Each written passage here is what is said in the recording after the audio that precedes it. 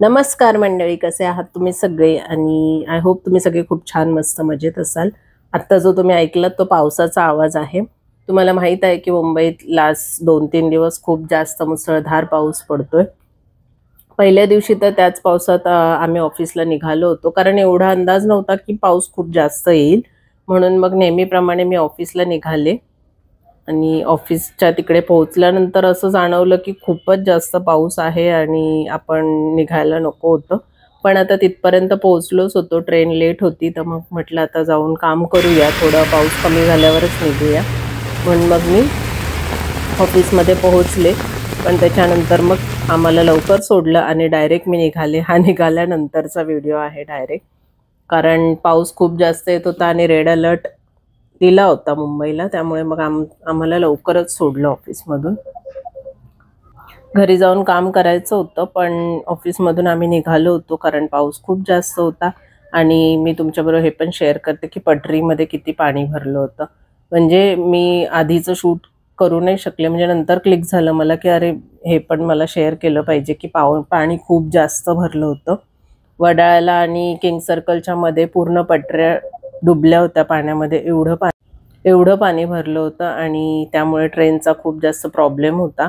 मी जवळजवळ 2 तास लागले असतील मला घरी पोहोचायला. कमीत कमी 2 तास तरी लागलेच मला, कारण आधी ट्रेनच नव्हती.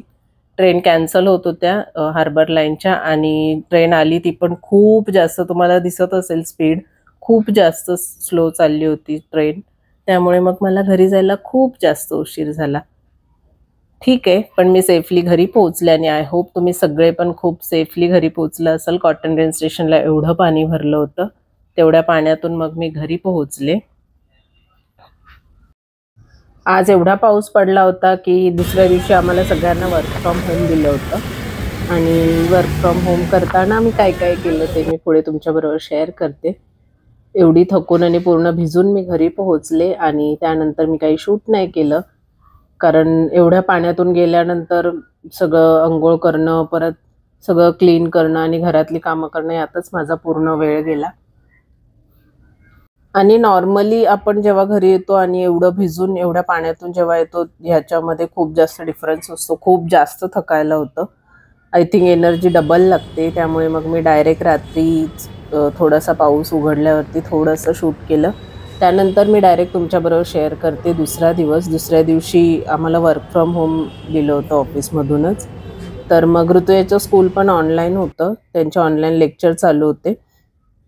आणि घरात खूप जास्त मोसंबी होत्या, त्यामुळे मग आम्ही ठरवलं मोसंबीचा ज्यूस बनवायचा. कारण आमच्याकडे मोसंबीचं ज्यूस बनवायचं मशीन आहे, हे आत्ताच मला रिअलाईज झालं होतं. खरं तर खूप आधी 7-8 वर्षापूर्वी मी एका ऑफिसमध्ये काम करत होते, तिथून हे मशीन आम्हाला गिफ्ट मिळालेलं दिवाळीचं. एवढ्या सगळ्या मोसंब्या आहेत. आता याचा किती ज्यूस बनतोय ते बघूया आपण. इथे ज्यूस बनवायचं काम चालू आहे. आणि सगळ्यात महत्त्वाची गोष्ट म्हणजे हा ऋतुजाचा टिफिन आहे आणि हा माझा टिफिन आहे. आज टिफिन वगैरे भरून पूर्ण तयारी केली होती ऑफिसला जायची, पण पाऊस काही थांबायचं नाव घेईना. त्यामुळे मग घरूनच काम करायचं ठरलं, कारण मी 8:30पर्यंत वेटच करत होते की पाऊस जरा कमी होईल, पण पाऊस काय कमी झाला नाही. आणि म्हणून मग मी करते घरून काम. आणि ऋतुजाचं पण ऑनलाईन स्कूल चालू आहे. त्यांना पण सकाळी आधी सुट्टी दिली आणि त्याच्यानंतर आता मेसेज आला की ऑनलाईन लेक्चर होणार आहेत. सो ती पण युनिफॉर्म वगैरे घालून बसली आहे, लेक्चर्स अटेंड करते. मध्येच आमचं ठरलं की आपण मोसंबी ज्यूस पिऊया. खूप साऱ्या मोसंबी होत्या घरात, पण ह्याच्यातून इतक्या सगळ्या मोसंबीचा तुम्हाला मी दाखवेन 1 किंवा 2 ग्लास ज्यूस बनेल, ते मी तुमच्याबरोबर शेअर करते. Stay tune. आहे ज्यूस कसा बनतोय ते बघा. प्रोसिजर खूप जास्त प्रेस करावं लागतं, तेव्हा ते फिरतं. आणि हां, ही मशीन मला आधीच्या ऑफिसमध्ये दिवाळीचं गिफ्ट भेटली होती. आधी मी ज्या कंपनीमध्ये काम करत होते ॲफिलियन फायनान्समध्ये, तिथून मला ही ज्यूसर जो आहे तो भेटला होता. आता यातून ज्यूस बाहेर कसा काढायचा हे पण तुमच्याबरोबर मी शेअर करते. Stay tune. Work from home. असं चालू आहे घरून काम आणि खातपीत काम चालू आहे. तसं काही जास्त स्ट्रेस नाही आहे. तुम्ही बघू शकताय पाऊस बंद झाला आहे. 12:30च्या नंतर पाऊस कमी झाला आहे यायचा, पण आता एवढा लेट तर जाणार नाही ऑफिसला, त्यामुळे मग घरूनच चालू आहे काम. ज्यूस किती बनलाय ते आपण बघूयात आता. आणि मध्येच ऋतूचे लेक्चर संपले आणि तिने कॅमेरा चालू केला होता. तिने मला आवाज दिला आणि मग मी बघितलं तर तिने व्हिडिओ रेकॉर्ड करत होती. म्हणून मग मी पण जरा 2-3 पोजेस दिल्या. काम करत होते. काम करतच हे सगळं चालू होतं आमचं. घरून काम असल्यावर थोडं रिलॅक्स असतं, कारण ट्रॅव्हलिंगचं तेवढं टेन्शन नसतं. ट्रॅव्हलिंगमध्ये जो वेळ वाया जातो तो वाचतो आणि तेवढ्यामध्ये आपली बरीच कामं होत असतात. आणि हे बघा, असा ह्याच्यामधून ज्यूस असा तयार होतो. म्हणजे वरून आपल्याला फक्त ते प्रेस करायचं असतं. आपण प्रेस केल्याशिवाय ते फिरत नाही मशीन, आणि जेवढं तुम्ही प्रेशर देऊन प्रेस करणार तेवढं ते छान फास्ट फिरतं. आणि खाली असं जाळी असल्यामुळे बिया आणि त्याचं साल वरतीच राहतं, फक्त ज्यूस खाली जातो.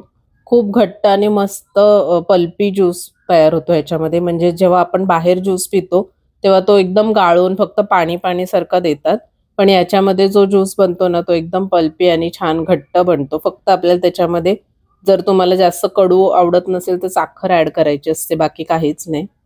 पण खूप जास्त मोसंबी लागतात तेव्हा भरपूर ज्यूस बनतो, कारण 4 मोसंबीचा माझ्या मते 1 ग्लास ज्यूस बनतो. असा सगळा ज्यूस बनून रेडी होता. तो मग आम्ही दोघींनी शेअर केला. 1 ग्लास आणि थोडाच बनला होता, ज्याच्यामध्ये साखर घातली, कारण ऋतुजा एवढा कडू नाही पिऊ शकत. मी विदाऊट शुगर पिते, मला आवडतो मोसंबीचा ज्यूस. पण मग अजून एकदा मशीन चालू केली आणि 1 ग्लास आणि अर्धा पेला असा एवढा ज्यूस तयार झाला होता. तुम्ही बघू शकता किती जास्त असा पल्पी आणि मस्त ज्यूस बनला होता. सो मी खूप दिवसानंतर असा घरी ज्यूस बनवला, त्यामुळे मी तुमच्याबरोबर पण ते शेअर केलं. आणि आजचा दिवस वर्क फ्रॉम होम आणि घरातली कामं असं सगळं एकत्र करण्यात निघून गेला. चांगलं हेच होतं की पावसामध्ये ट्रॅव्हलिंग करायचं वाचलं आणि मी ज्यूस पण बनवला, हेल्दी ज्यूस पिला. जो की बाहेर पिणार होती तो घरीच प्यायले, कारण मोसंबी पण खूप जास्त अवेलेबल होत्या घरी.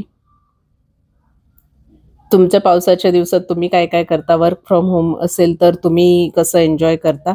हे सगळं माझ्याबरोबर नक्की शेअर करा. आणि आजच्यापुरतं एवढंच. भेटूयात आपण सगळे नेक्स्ट व्लॉगमध्ये. जर व्लॉग इथपर्यंत बघितला असेल तर प्लीज सबस्क्राईब करून जा या चॅनलला. भेटूयात आपण सगळे नेक्स्ट व्लॉगमध्ये. बाय.